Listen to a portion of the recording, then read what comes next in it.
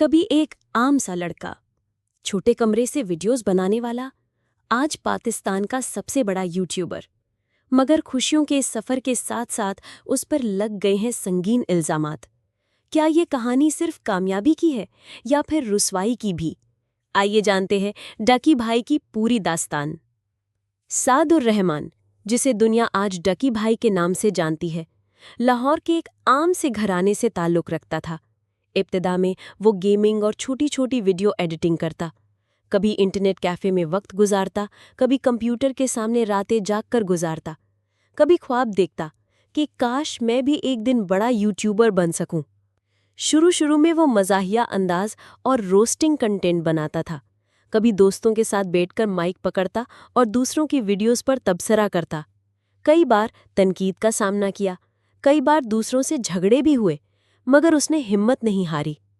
वक्त गुजरता गया और डकी भाई ने अपनी मेहनत और यूनिक स्टाइल की बदौलत वो मकाम हासिल किया जो पाकिस्तान में शायद ही किसी यूट्यूबर को नसीब हुआ हो। लाखों नहीं, करोड़ों लोग उसके फ़ैन बन गए। यूट्यूब की कमाई बढ़ती गई, स्पॉन्सरशिप आने लगे।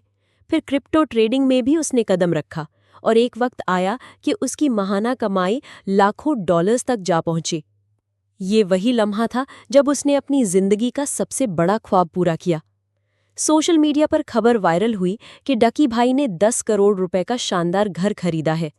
ये मकान असल में 12 करोड़ में था, मगर किस्मत ने या मेहनत ने उसका साथ दिया और ये डील 10 करोड़ में फाइनल हो गई।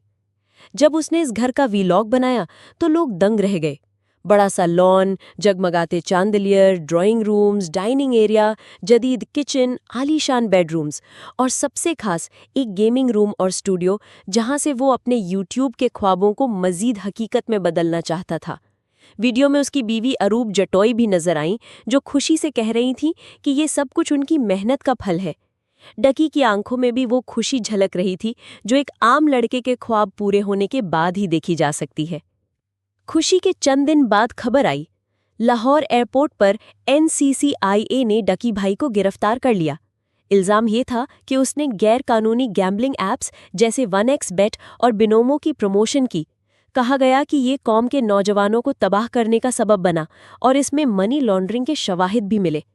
सिर्फ यही नहीं, उसका नाम प्रोविजनल नेशनल आइडेंटिटी लिस्ट में डाल दिया गया ताकि वो मुल्क से बाहर न जा सके।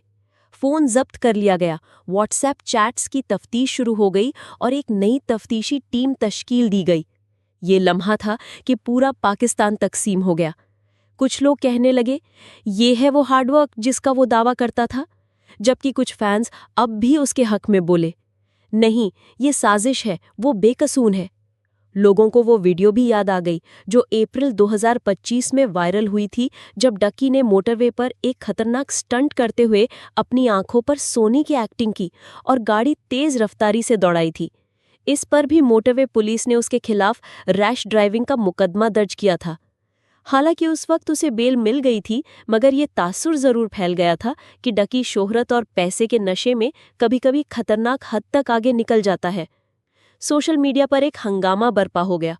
इंस्टाग्राम पर कुछ लोग कहने लगे, मेहनत रंग लाई, ख्वाबों का घर मिल गया। दूसरे तंजिया तबसरे करने लगे, ये है हार्डवर्क या फिर शेडी डील्स। यूट्यूब के कमेंट सेक्शन में लोग जज्बाती होकर लिखने लगे कि हमने अपने बचपन से इसे फॉलो किया, आज इसके साथ ये सब होते देखकर दिल टूट गया। कामयाबी के ख्वाब, शोहरत की रोशनी और पैसों की चमक, ये सब कुछ एक तरफ, और दूसरी तरफ इल्ज़ामात, मुकदमे और कानूनी कार्रवाइयाँ। डकी भाई की कहानी आज सिर्फ कामयाबी की कहानी नहीं रही, ये अब एक सबक भी है कि शोहरत के साथ जिम्मेदारी भी बढ़ती है। एक गलत फैसला पूरी जिंदगी के इमेज को दागदार कर सकता है। दोस्तों, ये थी एक आम लड़के से पाकिस्तान के सबसे बड़े यूट्यूबर तक के सफ़र की कहानी। एक तरफ ख्वाबों का घर और कामयाबी की चमक, और दूसरी तरफ अदालतों के दरवाजे और संगीन इल्ज़ामात। क्या ये कहानी उरूज की है या फिर ज़वाल की शुरुआत? फैसला आप करें। ये थी एक और हकीकत पर मबनी दास्तान, सिर्फ और सिर्फ आपके पसंदीदा चैनल मिस्ट्री एंड रियलिटी पर।